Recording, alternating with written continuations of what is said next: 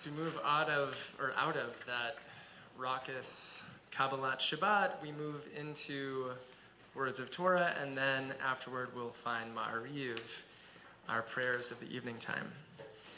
And we often say that Shabbat Shalom has within it that greeting, Shlemut, the idea of wholeness, meaning the wholeness of a range of emotion that we might experience on any given Shabbat.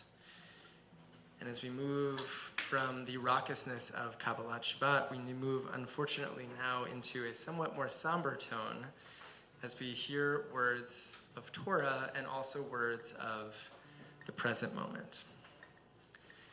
As I sat down earlier today thinking about how to address you all this week, wasn't exactly sure if I wanted to yet again talk about this moment in Gaza, but I found that it was impossible. Many of us are reading the news stories about the military offensive on Rafah, about ceasefire deals that have been rejected by both Hamas and Netanyahu. We're reading about mounting death tolls with over 28,000 Palestinian deaths, seeing images this week of people fleeing from a hospital in Khan Yunis, and hearing stories of Israeli loved ones who have been killed in battle. And we continue to read about Israeli hostages who remain in captivity, despite the military campaign to free them. In the face of all this trauma, we have spoken from this bima about the urgent need to end this war immediately, to demand the release of hostages, to care for Israelis and Palestinians in grief and terror, to rebuild Gaza and reimagine a peace process. And tonight, while I can tell you that I'm praying for a bilateral ceasefire to take hold between Hamas and Israel, I'm also thinking about us and about our future as American Jews. As you can guess, as I know some of you know quite well, it has been near impossible for me as a rabbi to know the right things to say to you, to keep competing values in equipoise, and to try to hold this entire community together. As I read through the Torah portion this week, detailing as it does the construction of the Mishkan, or tabernacle, I kept thinking about what kind of Jewish community we are building in the aftermath of October 7th, and about our communal rupture since then. Even though I think this specific community is doing a pretty good job, I continue to wonder what else we could be doing, especially as Jewish institutions around the country circle the wagons and/or pick sides and leave little room for dissent or real conversation. Looking at Parshat Terumah with all its blueprint precision for constructing the ultimate Jewish institution, I wonder again, what is it telling us for what we can and must build in this moment? In this week's Torah portion, we read God's words, "Make for me a sanctuary so that I may dwell within them," with famous phrasing that seems to imply that God dwells within us. But even if we're talking about a dwelling place for God here, the real story is about the people who make it. At the beginning of the Parsha, God says to Moses, "Tell the Israelite people, Vaikhuli Terumah, you shall take gifts from me. Take gifts from every person whose heart so moves him." This translation retains the fact that the verb lakach appears twice, to take. And in the next verse, yet again, V'zot ha-terumah asher tikhu me'itam, zahav v'chesef u'nechoshet. And these are the gifts that you shall take from them, gold, silver, and copper. After these first materials are listed, the Parsha reads a little bit like an IKEA manual, with all manner of supplies that the Israelites bring to Moses for the construction of the tabernacle. That's what Parshat Terumah is all about. The people coming together to take different things and bring them to construct what will become their most sacred space. The collective makes its sanctuary for God precisely by combining different objects, and we might say, by combining differing points of view. Numerous midrashim make this connection between the verb tikhu, you shall take, as it appears here, and another instance of the verb lekach, as it appears in the book of Proverbs. Ki lekach tov natati lahem torati al ta'azovu. That verse is more familiar to any of you paying close attention during the Torah service, which I would forgive you if you weren't doing, but fine. And we can translate it to mean, for I give you good takeaways.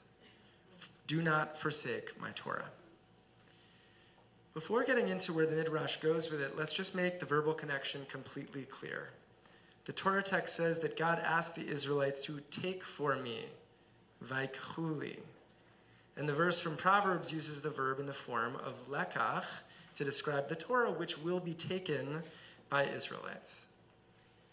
It may seem like a tenuous connection, and let's face it, the rabbis play fast and loose with verbal connections all the time.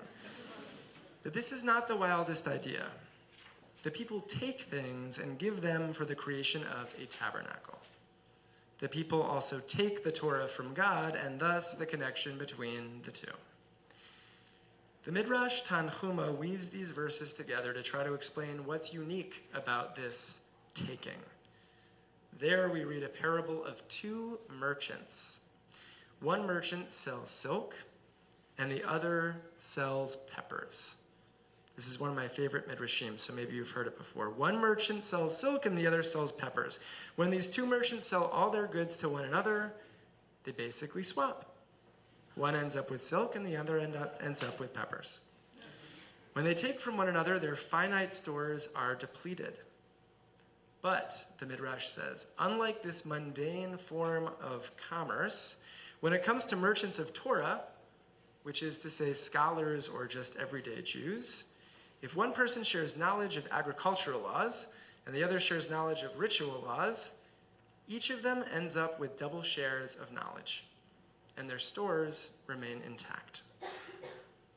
This is a sweet and true insight that Torah, knowledge, is a kind of eternal, renewable resource that can and must be shared.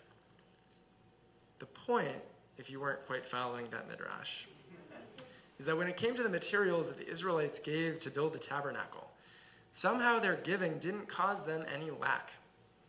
Somehow, when the Israelites gave of themselves, they were also taking in such a way that they ended up with much more than what they had before. And so it is with viewpoints, that sharing an opinion doesn't diminish what anyone has in store. In fact, as we learn time and again from Jewish sources, a multiplicity of opinions makes us stronger and gets us closer to truth without losing anything.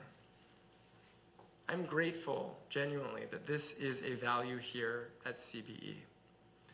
Last weekend, members of CBE gathered to share their views about Israel-Palestine, which span the continuum of possible opinions. But still, the diversity of views was worth sharing in pursuit of truth, and even more so in the service of community. The Sfat Emet, the great Hasidic sage, emphasized the importance of this diversity, pointing to the same midrash I just mentioned. He teaches that every member of the Jewish community has a particular portion within the Torah, yet it is also Torah that joins our souls together. We become one as a people by reading the same Torah, but in order to engage with Torah, we have to receive from one another the unique viewpoint that belongs to each individual. We add to Torah by hearing new perspectives from others, and we don't lose a thing. And then, the Sfat Emet explains, the same was true in the building of the tabernacle. Each one gave his own offering, but they were all joined together by the tabernacle until they became one. Only then, after giving, did they merit the indwelling presence of God, the greatest takeaway of all. By giving, they were able to take. And more specifically, they were able to take part in the life of the people and its relationship with God. The Sfat Emet is saying that the Torah and the tabernacle are each expressions of oneness or unity, but that unity is only possible when everyone offers something a little bit different. This teaching seems precious at first, but it's actually quite radical, especially for an Orthodox rabbi from the 19th century. On the one hand, he's arguing that all voices must be heard and that it's important to have a diversity of perspectives. But he's also arguing that unless all these different elements are part of the whole, then the final product is incomplete. This is a much more complex model of unity than the way we usually think about it. Unity doesn't mean that we all agree. It means that we have distinct identities and views that remain distinct, but that we retain meaningful relationships with one another. The unity is merely the coming together of different, sometimes contradictory things.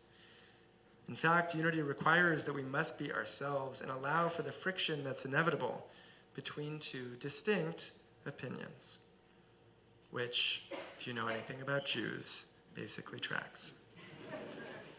And therefore, the tabernacle, the Torah, and the synagogue, and any Jewish community all depend on the strength of diversity among them, and rather within them. Friends, it is not my job to tell you what to believe in this moment, and I appreciate that you've even been here listening to me speak, even tonight. I can tell you what I believe, and I can hold you in what you believe. If we are to build a Jewish community, we must hold each other even when we disagree. That has been a hallmark of our people for at least 2,000 years. We are living now in a new Jewish world, and future historians will one day write about the complexities of this time. I pray that when they do, they will find that somehow the American Jewish community was able to thrive despite the many competing views that they held. We pray tonight for an end to this war. And I pray that as we do that, in different ways, we're able to create a Jewish community strong enough to hold us all. Shabbat Shalom.